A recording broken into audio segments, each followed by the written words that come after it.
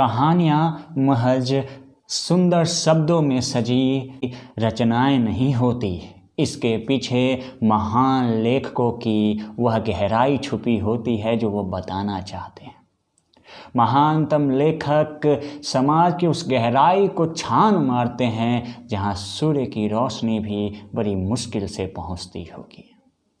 मैं मुंशी प्रेमचंद जी की बात कह रहा हूँ। महान उपन्यासकार, महान कथाकार से सम्मानित मुंशी प्रेमचंद जी आज भी हमारे दिलों में जिंदा है।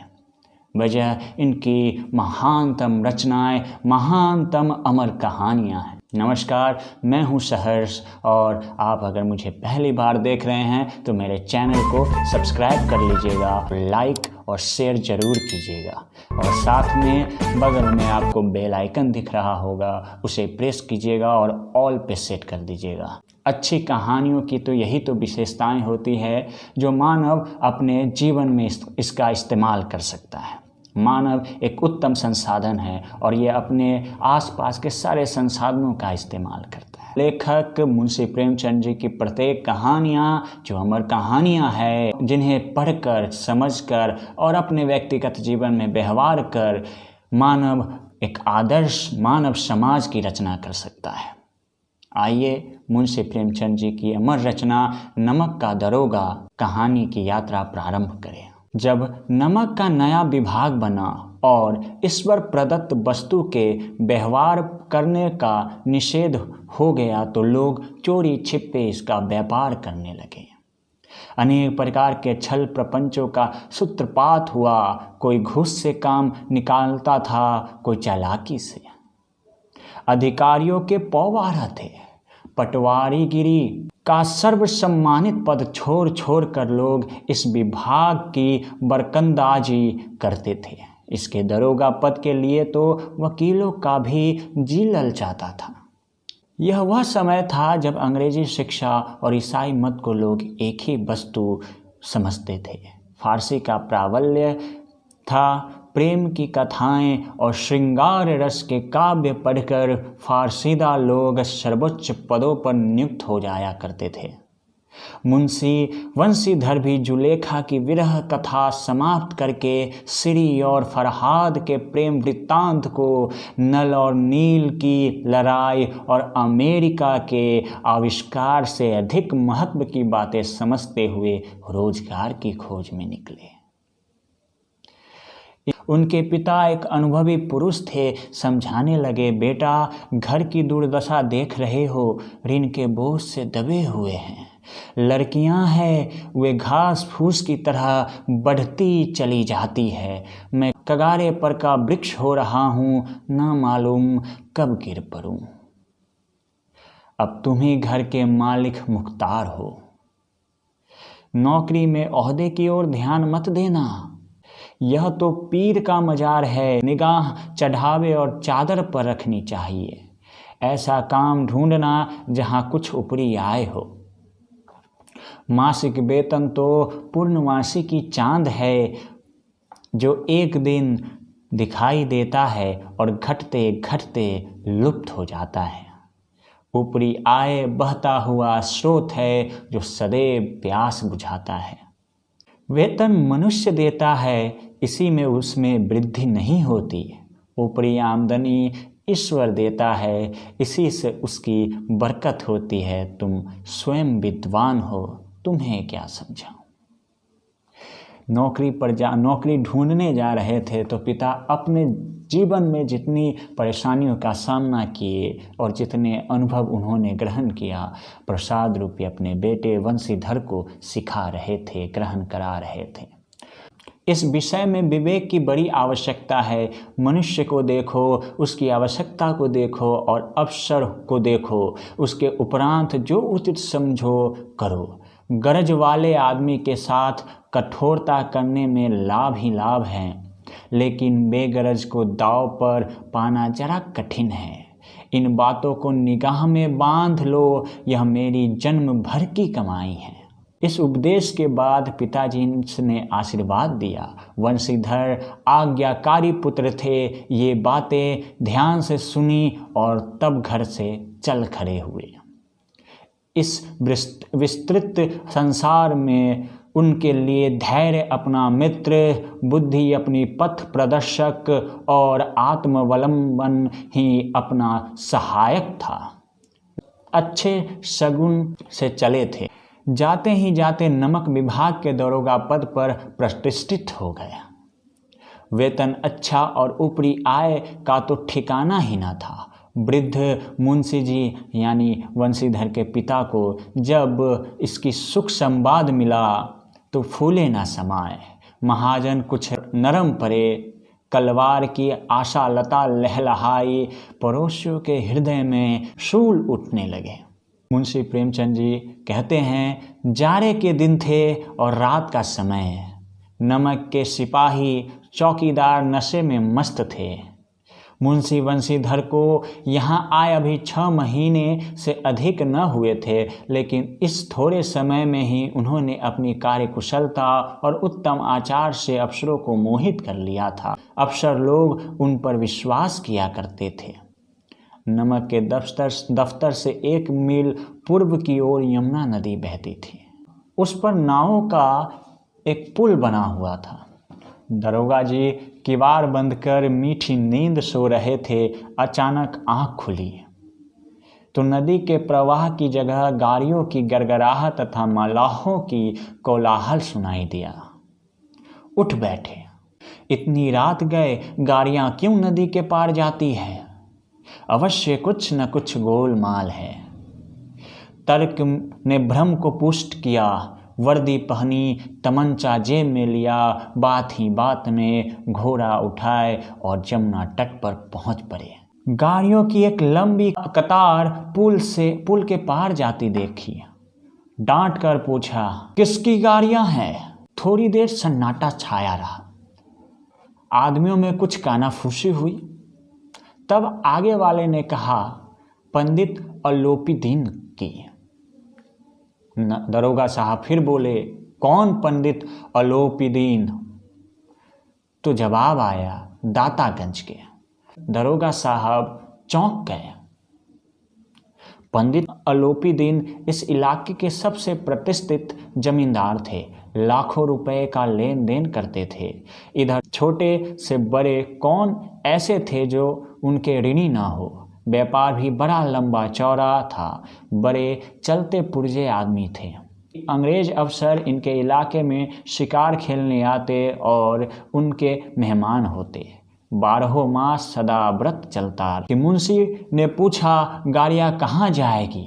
यानी दरोगा साहब फिर पूछे कि गाड़ियाँ कहाँ जाएगी? उत्तर मिला, कानपुर। लेकिन इस प्रश्न पर कि इनमें क्या है, छन्नाटा सा गया। दरोगा साहब का संदेह और भी बढ़ा। कुछ देर तक उत्तर की बात देखकर वह जोर से बोले, क्या तुम सब गूंगे हो गए हो? हम पूछते हैं, इनमें क्या लदा है? जब इस बार भी कोई उत्तर न मिला तो उन्होंने घोड़े को एक गाड़ी से मिलाया और बोरे टटोलने लगे। भ्रम दूर हो गया। यह नमक के ढेले थे। पंडित अलोपीदीन अपने सजीले रथ पर सवार, कुछ सोते कुछ जागते चले आते थे। अचानक कई गाड़ी वालों ने घबरा हुए आकर जगाया और बोले, महाराज, दरोगा ने गाड़ी रोक दी है और घाट पर खड़े आपको बुलाते हैं। पंडित अलोपीदीन का लक्ष्मी पर अखंड विश्वास था। वह कहा करते थे कि संसार का तो कहना ही क्या, स्वर्ग में भी लक्ष्मी का ही राज्य है। उनका यह कहना यथार्थ ही था। न्याय और नीति सब लक्ष्मी के ही खिलौने हैं। इन्हें वह जैसे चाहती है नचाती है। लेटे ही लेटे गर्व से बोले, चलो हम आते हैं। यह कहकर पंडित जी ने बड़ी निश्चिंता से पान के एक बीड़े को लगाकर खाए। फिर लिहाफ ओढ़े हुए दरोगा के पास आकर बोले, बड़े ही नर्म भाव से बोले, बाबूजी आशीर्वाद। कहिए, हमसे ऐसा कौन सा अपराध हुआ कि गाड़ियाँ रोक दी गई? हम ब्राह्मणों पर तो आपकी कृपा दृष्टि रहनी चाहिए। वंशीधर रुखाई से बोले, सरकारी हुक्म। पंडित अलोपीदीन ने हंसकर कहा, हम सरकारी हुक्म को नहीं जानते और न सरकार को। हमारे सरकार तो आप ही हैं। हमारा और आपका तो घर का मामला है। हम कभी आपसे बाहर हो सकते हैं? आपने व्यर्थ ही कष्ट उठाया। यह हो नहीं सकता कि इधर से जाएं और इस घात के देवता को भेंट न चढ़ावे। मैं तो आपकी सेवा में स्वयं आ रहा था। वंशीधर पर ऐश्वर्य की मोहिनी वंशी का कुछ प्रभाव न पड़ा। ईमानदारी की नई उमंग थी। करक कर बोले, हम उन नमक हरामों में नहीं है जो कौड़ियों पर अपना ईमान बेचते फिरते हैं। आप इस समय हिरासत में हैं। आपको कायदे के अनुसार चालान होगा। बस मुझे अधिक बातों की फुर्सत नहीं। जमादार बदलू सिंह, तुम इन्हें हिरासत में ले चलो, मैं हुक्म देता हूँ। पंडित अलोपीदीन स्तंभित हो गए। गाड़ीवानों में हलचल मच गई। पंडित जी के जीवन में कदाचित यह पहला अवसर था कि पंडित जी को ऐसी कठोर बातें सुननी पड़ी। बदलू सिंह आगे बढ़ा, किंतु रोब के मारे यह साहस न हुआ कि उनका हाथ पकड़ सके। पंडित जी ने धर्म को धन का ऐसा निरादर करते कभी न देखा था। विचार किया कि यह अभी उद्दंड लड़का है, माया मोह के जाल से अभी नहीं पड़ा, अल्हड़ है, झिझकता है। बहुत दिन भाव बोले, बाबू साहब ऐसा न कीजिए, हम मिट जाएंगे। इज्जत धूल में मिल जाएगी। हमारा अपमान करने से आपके हाथ क्या आएगा? हम किसी तरह आपसे बाहर थोड़े ही हैं। वंशीधर ने कठोर स्वर में कहा, हम ऐसी बातें नहीं सुनना चाहते। अलोपीदीन ने जिस सहारे को चट्टान समझ रखा था वह पैरों के नीचे घिसकता हुआ मालूम हुआ। स्वाभिमान और धन ऐश्वर्य की कड़ी चोट लगी, किंतु अभी तक धन की सांख्यिक शक्ति का पूरा भरोसा था। अपने मुख्तार से बोले, लाला जी 1000 के नोट बाबू साहब को भेंट करो। आप इस समय भूखे सिंह हो रहे हैं। वंशीधर ने गर्म होकर कहा, 1000 नहीं, 1,00,000 भी मुझे सच्चे मार्ग से नहीं हटा सकते। धर्म की इस बुद्धिहीन दृढ़ता और देव दुर्लभ त्याग पर मन बहुत झुंझलाया। अब दोनों शक्तियों में संग्राम होने लगा। धन ने उछल उछल कर आक्रमण करने शुरू किए। 1 से 5, 5 से 10, 10 से 15 और 15 से 20,000 तक की नौबत पहुंची। किंतु धर्म अलौकिक वीरता के साथ बहुसंख्यक सेना के सम्मुख अकेला पर्वत की भांति अटल अविचलित खड़ा था। अलोपीदीन निराश होकर बोले, अब इससे अधिक मेरा साहस नहीं, आगे आपको अधिकार है। वंशीधर ने अपने जमादार को ललकारा।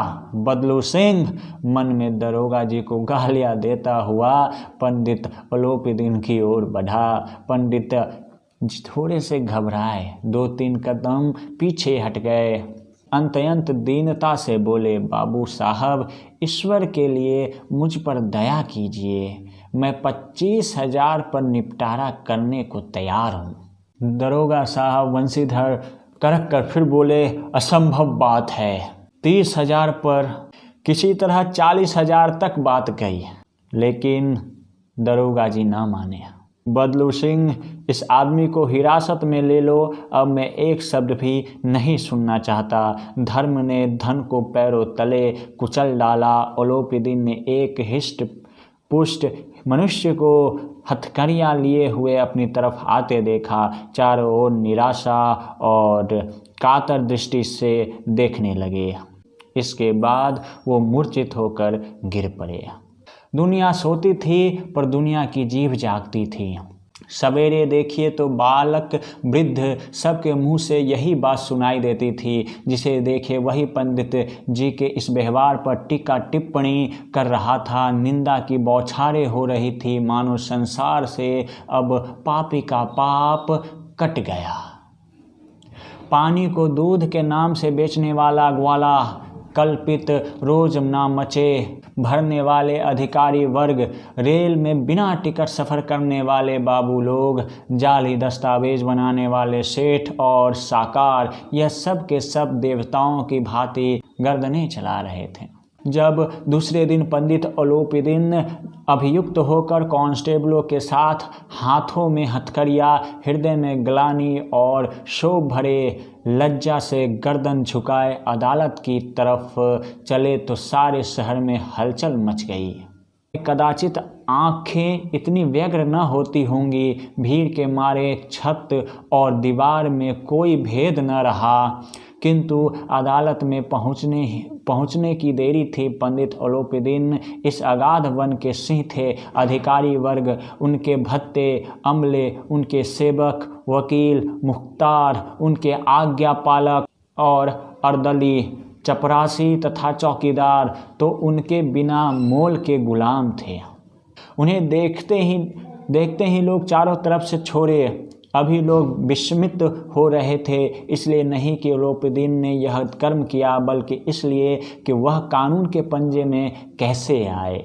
ऐसा मनुष्य जिसके पास असाध्य साधन करने वाला धन और अन्याय वाचालता हो, वह क्यों कानून के पंजे में आए। प्रत्येक मनुष्य उनसे सहानुभूति प्रकट करता था। बड़ी तत्परता से इस आक्रमण को रोकने के निमित्त वकीलों की एक सेना तैयार की गई। न्याय के मैदान में धर्म और धन में युद्ध ठन गया। वंशीधर चुपचाप खड़े थे। उनके पास सत्य के सिवा न कोई बल था, न स्पष्ट भाषण के अतिरिक्त कोई शस्त्र। गवाह थे, किंतु लोभ से डवाडोल हो चुके थे। यहाँ तक कि मुंशी जी को न्याय भी अपनी ओर कुछ खींचा हुआ दिख पड़ता था। वह न्याय का दरबार था, परंतु उनके कर्मचारियों पर पक्षपात का नशा छाया हुआ था। किंतु पक्षपात और न्याय का क्या मेल? जहाँ पक्षपात हो वहाँ न्याय की कल्पना नहीं की जा सकती। मुकदमा शीघ्र ही समाप्त हो गया। डिप्टी मजिस्ट्रेट ने अपनी तजवीज़ में लिखा, पंडित अलोपीदीन के खिलाफ विरुद्ध दिए गए प्रमाण निर्मूल और भ्रमात्मक है।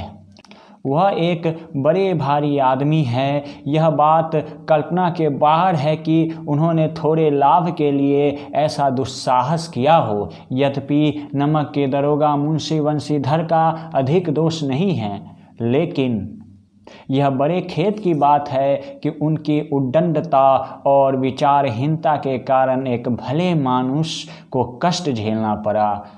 हम प्रसन्न हैं कि वह अपने काम में सजग और सचेत रहता है, किंतु नमक के मुकदमे की बढ़ी हुई नमक से हलाली ने उसके विवेक और बुद्धि को भ्रष्ट कर दिया है। भविष्य में उसे होशियार रहना चाहिए। वकीलों ने यह फैसला सुना और उछल पड़े। पंडित अलोपीदीन मुस्कुराते हुए बाहर निकले। स्वजन बांधवों ने रुपए की लूट की। उदारता का सागर उमड़ पड़ा। उसकी लहरों ने अदालत की नींव तक हिला दी। जब वंशीधर बाहर निकले तो चारों ओर उनके ऊपर व्यंग्यवाणों की वर्षा होने लगी। चपरासियों ने झुक झुक कर सलाम किया, किंतु इस समय एक कटु वाक्य, एक संकेत उनकी गर्वाग्नि को प्रज्वलित कर रहा था। कदाचित इस मुकदमे में सफल होकर वह इस तरह अकड़ते हुए न चलते। आज उन्हें संसार का एक खेदजनक विचित्र अनुभव हुआ। न्याय और विद्वता, लंबी चौड़ी उपाधियाँ, बड़ी बड़ी दाढ़ियाँ, ढीले चोंगे, एक भी सच्चे आदर का पात्र नहीं है।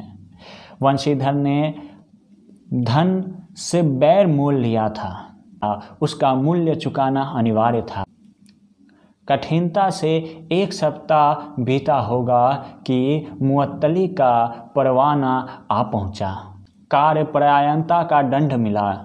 बेचारे भग्न हृदय, शोक और खेद से व्यथित घर को चले।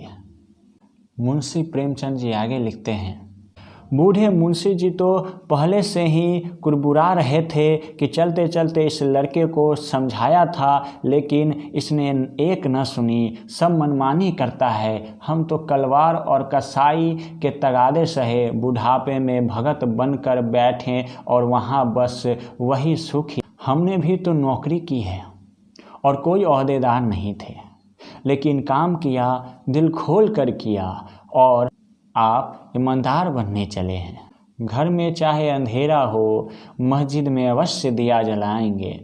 खेद ऐसी समझ पर पढ़ाना लिखाना सब अकारथ गया। इसके थोड़े ही दिनों बाद जब मुंशी बंशीधर इस दुरावस्था में घर पहुँचे और बूढ़े पिताजी ने समाचार सुना तो सिर पीट लिया। बोले, जी चाहता है कि तुम्हारा और अपना सिर फोड़ लूं। बहुत देर तक पछता कर हाथ मलते रहे। क्रोध में कुछ कठोर बातें भी कही, और यदि वंशीधर वहाँ से टल न जाता तो अवश्य ही यह क्रोध विकट रूप धारण करता। वृद्ध माता को भी दुख हुआ। जगन्नाथ और रामेश्वर यात्रा की कामनाएं मिट्टी में मिल गई। पत्नी ने कई दिनों तक सीधे मुंह बात तक नहीं की। इसी प्रकार एक सप्ताह बीत गया। संध्या का समय था। बूढ़े मुंशी जी बैठे बैठे राम नाम की माला जप रहे थे। इसी समय उनके द्वार पर सजा हुआ रथ आकर रुका। हरे और गुलाबी पर्दे, पछहिए बैलों की गोजोरी, उनकी गर्दनों में नीले धागे, सिंह पीतल से जरे हुए, कई नौकर लाठियां कंधों पर रखे साथ थे। मुंशी जी अगवानी को छोड़े, देखा तो पंडित अलोपीदीन है। झुककर दंडवत की और लल्लो चप्पो की बातें करने लगे। हमारा भाग्य उदय हुआ जो आपके चरण इस द्वार पर आए। आप हमारे पूज्य देवता हैं। आपको कौन सा मुंह दिखावे, मुंह में तो कालिख लगी हुई है, किंतु क्या करे, लड़का अभागा कपूत है, नहीं तो आपसे क्या मुंह छिपाना पड़ता। ईश्वर निसंतान चाहे रखे, पर ऐसी संतान न दे। अलोपीदीन ने कहा, नहीं भाई साहब, ऐसा न कहिए। मुंशी जी चकित हो गए और फिर बोले, ऐसी संतान को और क्या कहूँ। अलोपीदीन ने वात्सल्यपूर्ण स्वर में कहा, कुल तिलक और पुरखों की कृति उज्जवल करने वाले संसार में ऐसे कितने धर्म परायण मनुष्य है जो धर्म पर अपना सब कुछ अर्पण कर सकें। पंडित अलोपीदीन ने वंशीधर से कहा, दरोगा जी, इसे खुशामद न समझिए। खुशामद करने के लिए मुझे इतना कष्ट उठाने की ज़रूरत न थी। उस रात को आपने अपने अधिकार बल से अपनी हिरासत में लिया था, किंतु आज मैं स्वेच्छा से आपकी हिरासत में आया हूँ। मैंने हजारों रईस और अमीर देखे, हजारों उच्च पदाधिकारियों से काम पड़ा, किंतु परास्त किया तो आपने। मैंने सबको अपना और अपने धन का गुलाम बनाकर छोड़ दिया। मुझे आज्ञा दीजिए कि आपसे कुछ विनय करूं। पंडित अलोपीदीन ईमानदारी की कीमत भली भांति समझते थे। मुंशी प्रेमचंद जी आगे लिखते हैं, वंशीधर ने अलोपीदीन को आते देखा तो उठकर सत्कार किया, किंतु स्वाभिमान सहित। समझ गए कि यह महाशय मुझे लज्जित करने और जलाने आए हैं। क्षमा प्रार्थना की चेष्टा नहीं की, वरन उन्हें अपने पिता की यह ठकुर सुहाती की बात असह्य सी प्रतीत हुई, पर पंडित जी की बातें सुनी तो मन की मैल मिट गई। पंडित जी की ओर उड़ती हुई दृष्टि से देखा, सद्भाव झलक रहा था। गर्भ ने अब लज्जा के सामने सिर झुका दिया। शर्माते हुए बोले, यह आपकी उदारता है जो ऐसा कहते हैं। मुझसे जो कुछ अविनय हुई है उसे क्षमा कीजिए। मैं धर्म की बेड़ी में जकड़ा हुआ था, नहीं तो वैसे मैं आपका दास हूँ। जो आज्ञा होगी वह मेरे सिर माथे पर। मुंशी प्रेमचंद जी आगे लिखते हैं, अलोपीदीन ने विनीत भाव से कहा, नरी तत्पर आपने मेरी प्रार्थना नहीं स्वीकार की थी, किंतु आज स्वीकार करनी पड़ेगी। वंशीधर बोले, मैं किछ योग्य हूँ, किंतु जो कुछ सेवा मुझसे हो सकती है उसमें त्रुटि न होगी। अलोपदीन ने एक स्टाम्प लगा हुआ पत्र निकाला और उसे वंशीधर के सामने रखकर बोले, इस पद को स्वीकार कीजिए और अपने हस्ताक्षर कर दीजिए। मैं ब्राह्मण हूँ, जब तक यह सवाल पूरा न कीजिएगा द्वार से न हटूंगा। मुंशी वंशीधर ने उस कागज को पढ़ा तो कृतज्ञता से आंखों में आंसू भर आए। पंडित अलोपीदीन ने उनको अपनी सारी जायदाद का स्थायी मैनेजर नियुक्त किया था। 6000 वार्षिक वेतन के अतिरिक्त रोजाना खर्च अलग, सवारी के लिए घोड़ा, रहने को बंगला, नौकर चाकर मुफ्त। कंपित स्वर में बोले, पंडित जी, मुझ में इतनी सामर्थ्य नहीं है कि आपकी उदारता की प्रशंसा कर सकूं, किंतु ऐसे उच्च पद के योग्य नहीं हूं। अलोपीदीन हंसकर बोले, मुझे इस समय एक अयोग्य मनुष्य की ही जरूरत है। वंशीधर ने गंभीर भाव से कहा, यूँ मैं आपका दास हूँ। आप जैसे कीर्तिवान सज्जन पुरुष की सेवा करना मेरे लिए सौभाग्य की बात है, किंतु मुझ में न विद्या है, न बुद्धि, न स्वभाव जो इन त्रुटियों की पूर्ति कर देता है। ऐसे महान कार्य के लिए एक बड़े मर्मज्ञ अनुभवी मनुष्य की जरूरत है। अलोपीदीन ने कलमदान से कलम निकाली और उसे वंशीधर के हाथ में देकर बोले, न मुझे विद्वता की चाह है, न अनुभव की, न मर्मज्ञता की, न कार्यकुशलता की। इन गुणों के महत्व को खूब पा चुका हूँ। अब सौभाग्य और सुअवसर ने मुझे वह मोती दे दिया जिसके सामने योग्यता और विद्वता की चमक फीकी पड़ जाती है। यह कलम लीजिए, अधिक सोच विचार न कीजिए, दस्तखत कर दीजिए।